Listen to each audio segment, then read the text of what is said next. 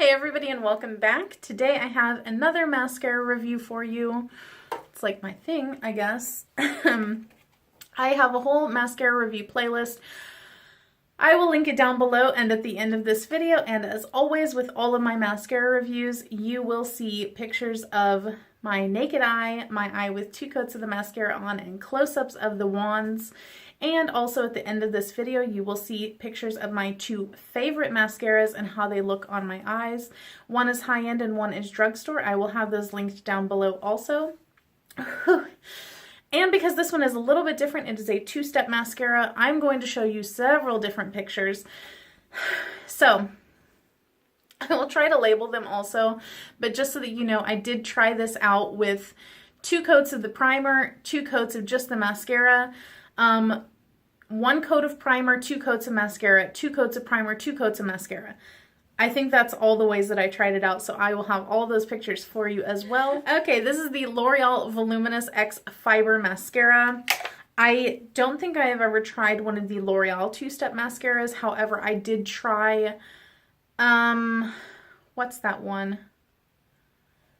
That one that everybody is selling. 3D Moodstruck. Crap. You know what it is. It's gonna drive me crazy. I don't know. I'll put it right here. You know what I'm talking about though. That 3D mascara that looks like Tammy Faye Baker lashes that everybody seems to love. I tried that one out, as well as the Physicians Formula dupe for it. I will link that video down below. I don't think that I was doing the like close-up comparison pictures whenever I did that review. I think that might have came about afterward, but if you don't want to bother watching it, I did not like the 3D fiber lash thing. The Physicians Formula one was a better dupe for it, I felt like, so there you go with that. This one has a black primer for extreme volume and then a fiber mascara with 20 times fibers extreme length versus the Superstar Original. This is what the packaging looks like. It claims that your lashes will look like that. You know what? I mean, they look similar to that, but on me at least, they didn't look nearly so wispy. So this claims to instantly build extreme volume and depth on each lash and creates a smooth and even black base to prepare lashes for fibers. And then the fiber part is our maximum fiber concentration for up to 7 times more volume extreme lash look. Whew.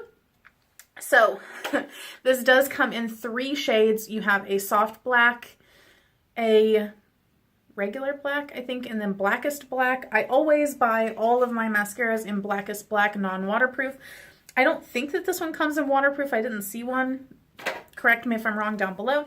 And this mascara is $10.99. It is a little bit high for the drugstore. So let me just show you the wands real quick. This one is going to be step 1. Again, you will see the close-up picture of this. So your step 1 one is a very hourglass shaped wand. It is a bristle type brush, non-silicone. And I will say that the thing about this is that on the ends, you've got a decent distribution of the mascara. But in the center, the bristles are so short that a lot of mascara gets packed on there, and then it definitely creates clumps or like big fat deposits of primer all over your lashes, so you do have to be careful with that. I will go more in depth on that in just a second. Let's look at the wand on the fiber part. Here it is coming directly out of the tube. It is a nice fat curved brush. There are crap tons of fibers on here. You can kind of see them hanging off of the bristles right there, but you will of course see an up close picture of. Sorry if I'm going a little bit fast. I'm trying to make my mascara reviews a little bit shorter because I talk a lot about them and I feel like I could make it a little bit shorter or faster. So here's how I feel about this. The step 1, I feel like, is the hero of this. I kind of wish that they would make a mascara with only the step 1 primer. And honestly, to me, this doesn't seem like much of a primer. It goes on just like a regular mascara, and because it is so dark and thick, it really is just like a regular mascara. Some of the other tinted primers that I've tried don't really add much volume to your lashes or even much length. They just kind of ready your lash for mascara application.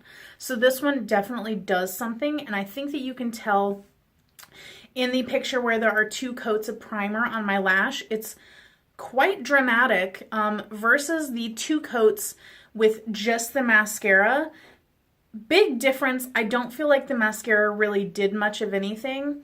In order for the fibers to really latch onto each other and build length, you really have to have that first step on there. Now, the first step is a very rich, creamy formula, which I think contributes to its ability to really build on itself and give you a lot of volume and a decent amount of length. Whereas the mascara fibery part is kind of like, it's still creamy, but it's a little bit more of a, looking at it, it looks a little bit like a gel cream, but I feel like if there's gel in it, it's more cream than gel, you know what I mean? But even just pulling it out of the thing, it just comes out a little bit more like there's some slip to it. That's what I'm looking for here. Whereas the other one has a little bit more drag coming out of the tube. Now, whenever I had this on with 1 coat of primer and 2 coats of fibers, which is what I would typically do if I'm using a primer. I would just do the 1 coat and then 2 coats of the mascara. This did not a whole lot. I was pretty shocked and a little bit disappointed that I felt like it really didn't do much of anything, and I feel like I had so many other mascaras that were so much better. And once I put on 2 coats of primer and then 2 coats of the fiber, it definitely did more. It was certainly a more dramatic look, but you know what? I really did not like the look of it. I felt like it got very clumpy and kind of spidery. This is what I'm doing, like spider, you know. I just, I did not like it. I can see though how some people would really love the effect that it gives. I think part of my problem is that I already have a decent amount of lashes. They're just not that visible because they do taper to blonde at the ends and they aren't super, super long. So for me, volumizing mascaras are kind of hit or miss just because I do already have volume and I would prefer the length. And because I already have volume, adding more volume tends to make them clumpy because, you know, there's already stuff there to deal with. However, if you do like the way that the lashes looked on me, even though I did not, you might like this mascara and it might be worth a shot for you trying. However, for me, I would prefer to have just the step 1 because I really did not like what the fibers did.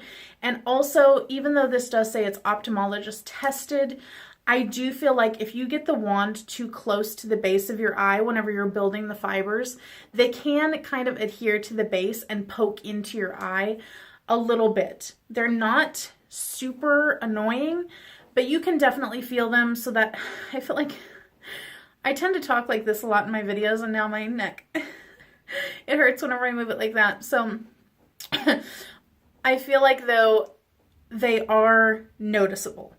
This also is an extremely heavy mascara. Once you actually get 4 coats on, it is very like, your eyes are just like wanting to close, and you can actually see the lashes like whenever you're looking up through your eyes. It's very noticeable, which I don't love because I don't like noticeable makeup. Like whenever I can feel my makeup all day long, I don't love that. But if you don't mind it, you might like it. Here's the one thing that I will say about this. I did not get any flakes throughout the day, but immediately after you put on the step 2, which is the fibers, you can get some little fibers falling down on your cheeks. It's really easy to just dust them away though, but once they're on, and they did not fall down throughout the day on me. However, I have one more caveat before you make a decision on whether you would like this. This mascara, because it is so heavy, it did drag my lashes down. And I have naturally curled lashes, and then I just go ahead and put a little bit more curl in them. And even whenever I don't curl them on top of that, I never have a problem with mascara dragging down my lashes. They always just stay perky. And this throughout the day definitely made it go a little bit down. They weren't completely downward facing because they are never in that state, and I think it would be too unnatural for the lashes that are growing up this way to go down that way, but they were more kind of just like that as opposed to like that. So there you go.